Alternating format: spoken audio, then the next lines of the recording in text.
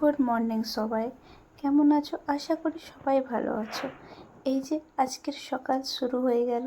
সকাল শুরু হলেই মানে চা, যেহেতু সবাই ঘরে বেশিরভাগ চা খেতে পছন্দ করে, তাই সকালে আমাদের ঘরে চাই হয়। তার জন্যেই চা করে মায়ের জন্য আর বাবার জন্য বের করে নিচ্ছিলাম, যেহেতু দিদি দুধ চা খেতে পছন্দ করে আর আমি একটু চাটা স্কিপ করি, তার জন্যে চা খাওয়া দেওয়া হয়ে গেছে। তাই এসে গেলাম বিছনা গুছাতে। দেখতে দেখতে আমার বিছনাও রেডি হয়ে গেছে।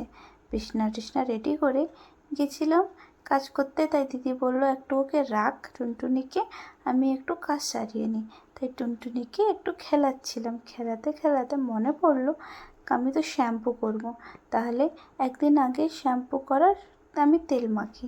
তাই তেল লাগিয়ে নিয়েছিলাম মাথায়। স্নান টান করে ফ্রেশ হয়ে সব কাজ করে এসে গেলাম খেতে দুপুরবেলার টাইমে। তাই আজকে জল ঢালা ভাত খেয়েছি। যেহেতু বিরাট গরম পড়েছে, তাই মাকে বললাম আজকে জল ঢালা ভাতই খাবো। এই যে খেয়ে উঠলাম নাকি একটা পার্সেল এসে গেল। পার্সেল এসে দেখে চলে গেছিলাম একটু ছাতে।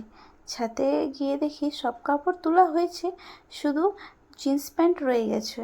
তাই জিন্স প্যান্টটা তুলতে আসলাম, দেখলাম কি শুকা আছে কি না, তাই চেক করছিলাম। দেখতে দেখতে একটু বাইরের সিনটাও দেখছিলাম, খুব সুন্দর দেখাচ্ছিল।